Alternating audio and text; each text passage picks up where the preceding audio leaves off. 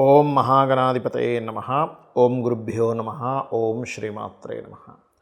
పరమేశ్వర స్వరూపమైనటువంటి జ్యోతిష, వాస్తు మరియు ఇతర అనేకమైనటువంటి శాస్త్రములను మనకు అందించినటువంటి మహర్షులకి నమస్కారం. హయగ్రీవ హయగ్రీవ హయగ్రీవేతి యో వదేత్ తస్య నిస్సరతేవాణి జనుగన్యా ప్రవాహవత్. అరుణాం కరుణాతరంగితాక్షీం ధృతపాశాంకుశపుష్పబాణచాపాం అనిమాదిభిరావృతాం మయూకైః అహమిత్యేవ విభావయే భవానీం. శ్రీమాత్రే నమః. ప్రేక్షకులకి ఆ లలితాంబిక అమ్మవారి యొక్క అనుగ్రహం పరిపూర్ణంగా కలగాలన్న స్ఫూర్తి కోరుకుంటూ ఈరోజు ఈ వారం యొక్క గ్రహస్థితి ఏ విధంగా ఉంది అని చెప్పి చూసుకున్నట్లయితే 29వ తేదీ నుంచి 4వ తేదీ వరకు ఉన్నటువంటి గ్రహస్థితిలో వృషభంలో గురువు, కర్కాటకంలో కుజుడు, కన్యారాశిలో కేతువు, వృశ్చికంలో చంద్రుడు బుధుడు ఉండి ఈ యొక్క చంద్రుడు 4 రాశులు తిరుగుతున్నాడు. వారానికంటే కుంభంలోకి చేరుకుంటున్నాడు. ధనస్సులో రవి, అదేవిధంగా కుంభరాశిలో శుక్రశనులు ఉన్నారు. మీనంలో రాహు ఉన్నాడు. ఈ యొక్క గ్రహస్థితిని అనుసరించి ఈ వారం రోజుల పాటు మనకి న్యూ ఇయర్ కూడా రాబోతుంది. కాబట్టి ఎటువంటి ఫలితాలు జరగనున్నాయి, ఏ లగ్నం తెలియని వారు రాశి వారికి ఎటువంటి జాగ్రత్తలు తీసుకోవాలి చెప్తుంది నేనైనప్పటికీ కూడా చెప్పిస్తుంది సాక్షాత్ లలిత అమ్మవారిగా భావిస్తూ ఒక్కొక్క లగ్నం గురించి మనం తెలుసుకుందాం.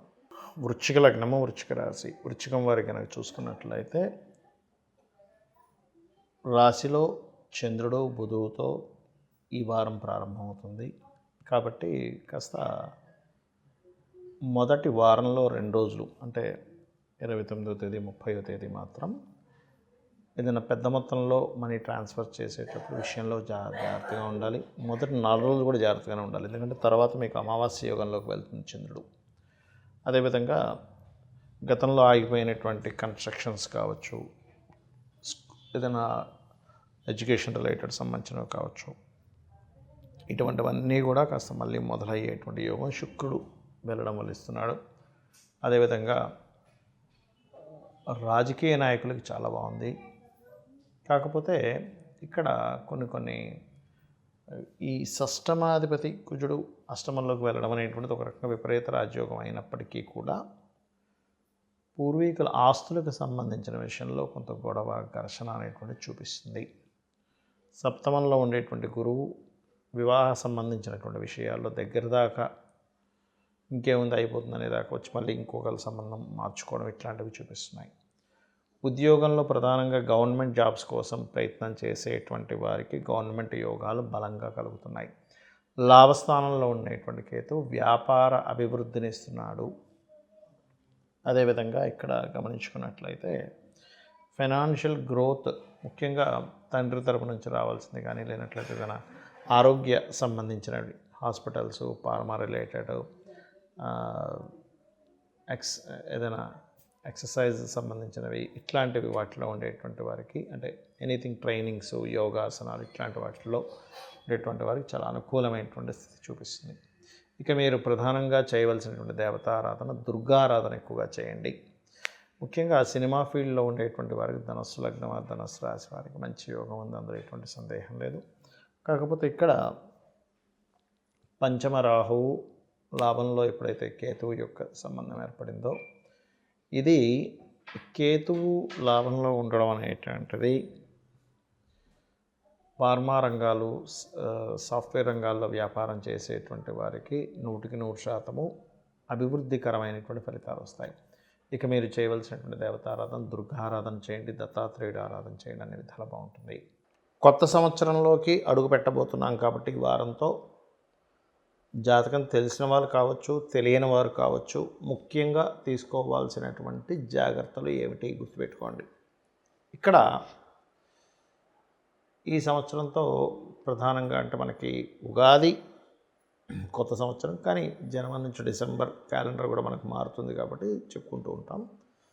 ఇక్కడ ప్రధానంగా మనం తీసుకోవాల్సింది ఈ సంవత్సరంలో ఏప్రిల్ 29వ తేదీ మార్చి 29వ తేదీ నుంచి శని మారుతున్నాడు. ఈ శని ఇక్కడికి వెళ్ళిపోతాడు మార్చి 29వ తేదీ నుంచి. గురువు మే 15వ తేదీ నుంచి మారుతాడు. కేతువు రాహు ఇద్దరు కూడా మే 30వ తేదీ నుంచి కేతువు ఇక్కడికి, రాహు ఇక్కడికి వెళ్తున్నాడు. అయితే ఇందులో ప్రధానంగా మనకి మేజర్ ప్లానెట్స్ ఎప్పుడైతే మారతాయో గుర్తుపెట్టుకోండి. ఇప్పుడు నేను చెప్పిన డేట్స్ని బాగా గుర్తుపెట్టుకోండి. ఈ మే 30 రాహుకేతులు మారుతున్నారని చెప్పుకున్నాం కదా. మే 30కి జూన్ నుంచి ఇంక రాహుకేతులు ఇక్కడికి వచ్చేస్తారు. కాబట్టి ఎప్పుడు కూడా ఒక గ్రహం మారేటప్పుడు, గోచారంలో గ్రహాలు మారేటప్పుడు రాహువు కేతు ఒకటేసారి మారుతారు ఎప్పుడు, ఎందుకంటే ఆ రెండు నోట్స్ కాబట్టి. మీ జన్మజాతకంలో మీకు గనక రాహు దశ కానీ కేతు దశ కానీ నడుస్తున్నట్లయితే ఖచ్చితంగా రాహుగ్రహం దగ్గర కేతు గ్రహం దగ్గరికి వెళ్ళి దీపారాధన చేయండి.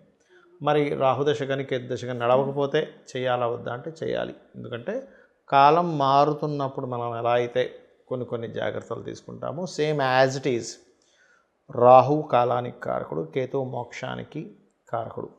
కాబట్టి మీకు ఆ మహాదశ నడుస్తున్నా నడవకపోయినా కూడా ఈ జాగ్రత్తలు ఖచ్చితంగా తీసుకుంటూ గణపతి ఆలయము మరియు దుర్గాదేవి ఆలయాన్ని సందర్శించండి. రాహుకేతులు మారే రోజు లేదా ముందు నుంచి ఒక వారం రోజుల ముందు నుంచి వెళ్ళినా సరే ఆ గ్రహాలు మీకు ఇచ్చేటువంటి ఫలితాలు కంప్లీట్గా పాజిటివ్ ఫలితాలు ఇస్తాయి. ఎలాంటి పాజిటివ్ ఫలితాలు ఇస్తాయి? ఒకవేళ రాహువు దగ్గర కనుక మీరు దీపారాధన, కేతు దగ్గర దీపారాధన చేస్తాయంటే, రాహు దగ్గర దీపారాధన చేసి దుర్గా ఆలయానికి వెళ్ళడం ద్వారా విదేశీ సంబంధించినటువంటివి ఏవైతే మీరు ప్రయత్నాలు చేస్తుంటారో, అంటే విదేశాలకు వెళ్ళి ఉద్యోగం చేయడము, లేదా విదేశాల్లో స్థిరపడాలని చేసేటువంటి ప్రయత్నము, లేదా సాఫ్ట్వేర్ రంగాల్లో స్థిరపడాలని చేసే ప్రయత్నం, ఇవన్నీ కూడా కలిసి వస్తాయి. మరి కేతు వల్ల ఏమిటి అంటే, ఇక్కడ మీరు ఆటంకాలు ఏవైతే అనేకమైన ఆటంకాలు ఉంటాయి, విద్యలో కావచ్చు, వివాహంలో కావచ్చు, లేనట్లయితే సంతానాన్ని పొందేటువంటి విషయంలో కావచ్చు, ఒక ఉద్యోగాన్ని పొందే విషయంలో కావచ్చు, ఒక కన్స్ట్రక్షన్ చేసే విషయంలో కావచ్చు, జరుగుతున్నటువంటి ఆటంకాలు చాలా మటుకు తగ్గుతాయి మీరు కేతు గ్రహం దగ్గర దీపారాధన చేయడము మరియు గణపతి ఆరాధన చేయడం వల్ల.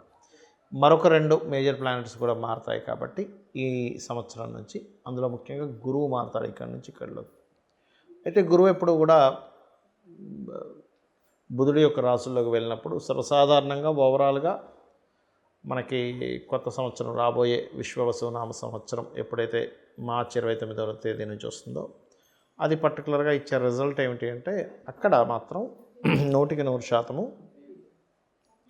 ఆ గురువు బిజినెస్ రిలేటెడ్, అందులో ముఖ్యంగా ఇక్కడి నుంచి ఇది మారినప్పుడు కూడా మీరు గురుగ్రహం దగ్గర దీపారాధన చేయడము, దత్తాత్రేయ పారాయణ చేయడం అనేటువంటిది మంచి చక్కటి ఫలితాలు ఇస్తుంది. అయితే ఎవరికైనా కానీ బిజినెస్ రంగాల్లో ఉండేటువంటి వారు ముఖ్యంగా వాళ్ళకి బుధ మహర్దశలు కానీ గురు మహర్దశలు కానీ నడుస్తుంటే కనుక వారికి బిజినెస్ డీల్స్ రిలేటెడ్ సంబంధంగా చాలా బాగుంటుంది. ఇక కర్మకారకుడు శని ఇక్కడి నుంచి ఇక్కడ మారేటప్పుడు కొన్ని రాసులకి ఏలినాటి శని అయిపోతుంది, కొన్ని రాసులకి ఏలినాటి శని ప్రారంభమవుతుంది, కొన్నిటికి అర్ధాష్టమ శని అయిపోతుంది, అర్ధాష్టమ శని ప్రారంభమవుతుంది. ఎవరెవరికి అంటే, అష్టమ శని కర్కాటకం వారికి అయిపోతుంది, సింహం వారికి స్టార్ట్ అవుతుంది. వృశ్చికం వారికి అర్ధాష్టమ శని అయిపోతుంది, ధనస్సు వారికి ప్రారంభం అవుతుంది. ఈ యొక్క మకరం వారికి ఏలినాటి శని అయిపోతుంది ఆల్మోస్ట్. అదేవిధంగా ఈ యొక్క మేషం వారికి ప్రారంభం అవుతుంది. ఈ యొక్క కుంభరాశి వారికి ఇంకొక 5 సంవత్సరాల 9 నెలలు ఉంటుంది, 5 సంవత్సరాలు 3 నెలలు ఉంటుంది ఆల్మోస్ట్. ఈ మీనం వారికి అంటే దాదాపుగా ఇక్కడ కుంభం వారికి 2 సంవత్సరాల 9 నెలలు ఉంటుంది, మీనం వారికి 5 సంవత్సరాల 3 నెలలు ఉంటుంది. అయితే ఎప్పుడైనా ఒకటే గుర్తుపెట్టుకోండి, ఏలినాటి శని గ్రహం మారుతున్నా లేకపోతే ఏ గ్రహాలు మారుతున్నా మీ personal chart is most important. మీ యొక్క జన్మజాతకంలో మీరు జన్మించినప్పుడు ఉన్నటువంటి గ్రహాలు, మీరు జన్మించినప్పుడు లగ్నము, ఏ మహాదశ అంతర్దశ నడుస్తుంది, దానికి గోచారం ఎంతవరకు ప్లస్ అవుతుంది అనేటువంటిది తీసుకోవాలి. దాన్ని కనుక చూసుకున్నట్లయితే పర్టికులర్గా ఇక్కడ మీకు ఈ యొక్క గ్రహాలు ఏవైతే ఉన్నాయో ఇచ్చేటువంటి రిజల్ట్స్ ముఖ్యంగా మీ లగ్నం నుంచి ఏ గ్రహం ఎక్కడుంది, ధనాన్ని సంపాదించాలి, ధనాన్ని ఇచ్చే గ్రహం ఎలా ఉంది, గృహం కట్టుకోవాలి అది ఎంత బలంగా ఉంది, వివాహం అవ్వాలి అది ఎంత బలహీనంగా ఉంది లేదా బలంగా ఉంది, ఎప్పుడు అవుతుంది, అదేవిధంగా ఒక ఉద్యోగంలో వెళ్ళాలి లేకపోతే ఒక విదేశాలకు వెళ్ళాలి, ఇవన్నీ కూడా మీ పర్సనల్ చార్ట్లో ఉండేటువంటి గ్రహాల యొక్క బలాబలాలను బట్టే ఉంటుంది. గోచారం అనేటువంటిది కొంతవరకు పనిచేస్తుంది, గుర్తుపెట్టుకోండి. ఇక మీరు ముఖ్యంగా శని ప్రభావం ఎక్కువగా ఉంది అని అనుకునేటువంటి వారు ఓం అనాకలిత సాదృశ్య చుబుక శ్రీ విరాజితాయ నమః చేసుకోండి. రాహు ప్రభావం ఎక్కువగా ఉందనుకునేవారు ఓం దుర్గాయ నమః అనుకోండి. కేతు ప్రభావం ఎక్కువగా ఉంది, ఆటంకాలు కలుగుతుంది అనుకునేవారు ఓం గం గణాధిపతయే నమః చేసుకోండి. గురువు అనుగ్రహం బాగా కావాలనుకునేటువంటి వారు జయ గురుదత్త, శ్రీ గురుదత్త అనే నామస్మరణ చేయండి. అన్ని విధాలా మీకు బాగుంటుంది. శ్రీమాత్రే నమః.